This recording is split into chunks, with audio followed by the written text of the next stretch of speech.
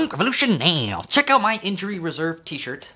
Just wanted to show that off. It came in the mail finally, so I'm grateful. But today we are not doing Injury Reserve. We are reviewing Animal Collective's newest album, Time Skiffs. This is exciting to me. I've been an Animal Collective fan for literally over a decade. I've seen them live multiple times. They are one of my all-time favorite bands, and they have finally released an album, like an actual real album, and it just hasn't really sunk in really, because Animal Collective, even though they're one of my favorite bands, it feels like the past decade, in my consciousness, they haven't really existed as like a solid unit. Because we have been continuing to get releases from Animal Collective, like some Panda Bear solo albums, some Avey Tare solo work, even Deakin released a solo album, and they did release Painting With and some ambient stuff. Like they've been releasing stuff. It just feels real scattered and hasn't really felt like the cohesive Animal Collective band that I've, fell in love with their earlier stuff. So they released this new album, and I don't know if it's gonna be more ambience or if it's gonna be more Painting With kind of stuff. I don't know. Expectations kind of low. Just because of all this stuff I just explained, but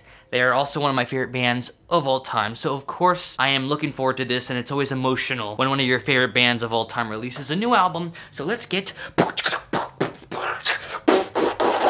started. Punk Revolution now, take a look at the album cover.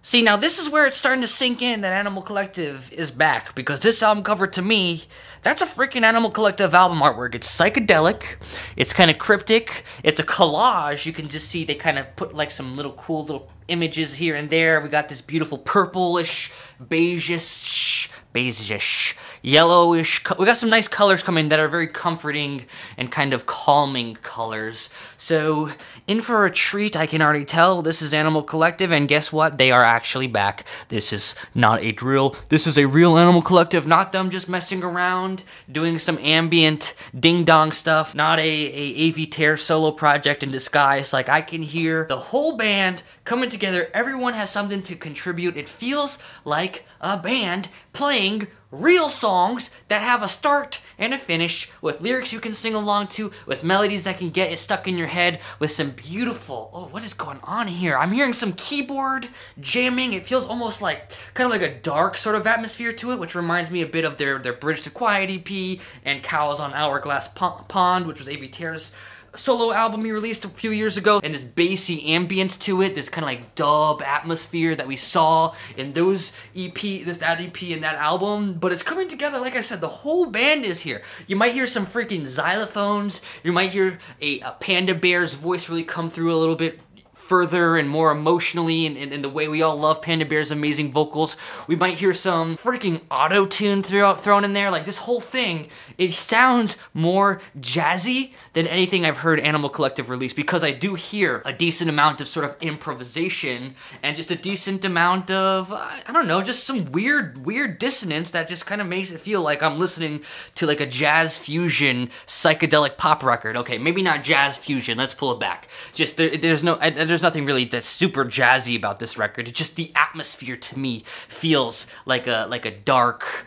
kind of psychedelic, maybe krautrock. I think that's the right word. This album has more krautrock influence from anything else that I've ever heard Animal Collective release. Krautrock is a subgenre of progressive rock from Germany in the 70s that certainly incorporated a decent amount of kind of jazzy psychedelic jamming. I'm hearing that actually come through in this album more than anything else I've heard Animal Collective release, which is kind of weird because they're a psychedelic band, and I haven't really heard too much kraut influence, and then here it is, and they're shredding. And even though they're bringing in this like new element into their music of this sort of dark krautrockiness, it certainly still is borrowing a ton from like the older stuff we've heard from Animal Collective. The way it's just kind of lathered and reverb certainly reminds me a decent amount of Merriweather Post Pavilion. A lot of these melodies do sound like they still are from the Centipede Hz and Painting With era. I just feel like the production and execution on this album just kind of takes those sort of ideas and melodies from Painting With and Centipede Hz and just executes it better. It's a lot less busy than Centipede Hz,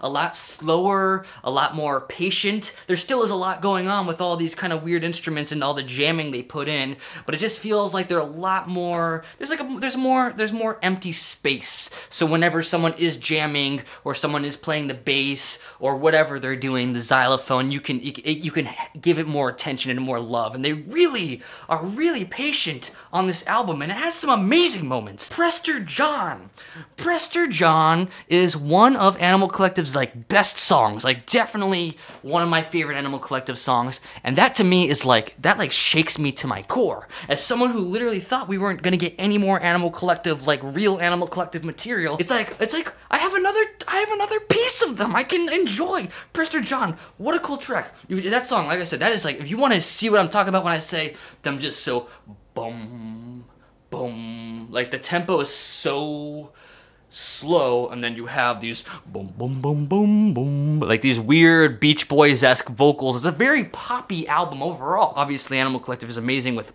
pop, but it's also just like incredibly weird still too, so it's like, it's a unique album. It's a unique album in their discography, a unique album in general in psychedelic rock. Let me get back to Prester John. The way that song builds is just so beautiful, and that bass, the way that bass is just so forward in the mix, it's unlike anything else I've heard Animal Collective release. That bass is so forward and so like punchy, and so kind of creates such a dark atmosphere throughout this whole song and album. It almost reminds me of post-punk. This is like the most post-punk Animal Collective track. Of course it's psychedelic pop, Beach Boys pop, but psychedelia and post-punk have a lot in common. And so that song, like, you got that bass that's just driving it, you got these beautiful Beach Boys-y vocals, and it just kind of builds until you get to this chorus that is just so beautiful about Prester John. He's breaking down. He's breaking down. Like, you've built up this story, it all sounds great, and then you get to the chorus and Prester John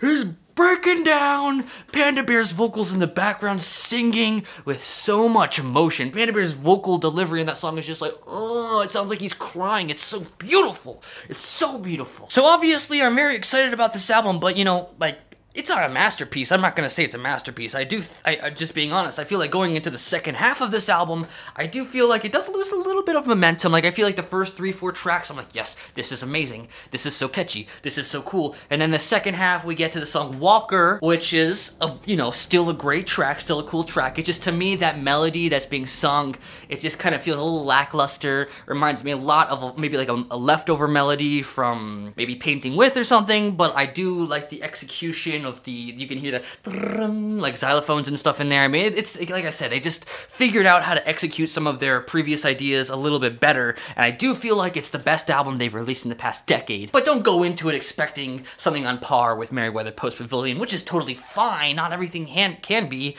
but you know, it's I think even if you're not an Animal Collective fan, I think you can come into this album with an open mind and still enjoy a lot of it. And like I'm telling you folks, Prester John, that shiz is wild. Yeah, in the second half, what else we got here? We got Royal and Desire, the closing track. This is also a really interesting thing I've never heard from Animal Collective. Royal and Desire, to me, sounds a lot like an indie folk pop band, like maybe like Fleet Foxes or the Antlers or Grizzly Bear, you know, that era of indie rock, that indie pop, folk indie, whatever you want to call it. Animal Collective was a band that was very active while the Antlers and Fleet Foxes and Grizzly Bear were all at their peak. So Animal Collective has always kind of been from that same late 2000s, early 2010s era, but I've always felt like they were just a little bit more experimental and just, even though they were like tangent with their psychedelia and indiness, they never really overlap so much. And then surprisingly in 2022, I finally hear them like overlap in a very noticeable way. That melody,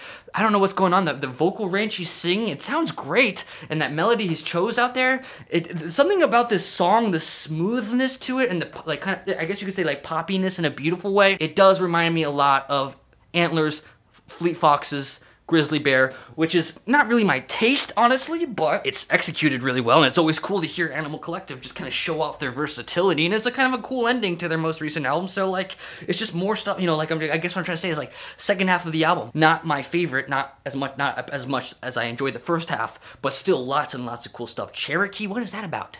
Cherokee. I thought you were just canceled for saying something about Indians, and now you're saying Cherokee? I don't know. Don't cancel me for saying that. Elizabeth Warren. Right? She's Cherokee? I don't know. Okay. Is there anything else to say?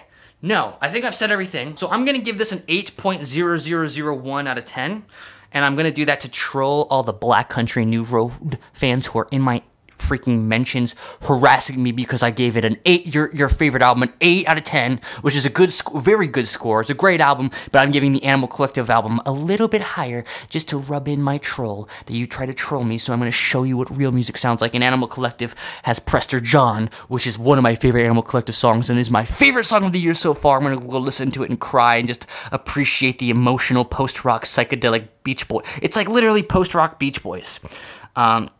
With post-punk influences. So Prester John is literally an amazing song, and I'm rubbing it in that I like this album a little bit more than your beloved Black Country New Road, Ants from Up There, whatever crap you kids are listening to nowadays, because Animal Collective is the throat goat. That's why they're called the Animal Collective, because they're goats.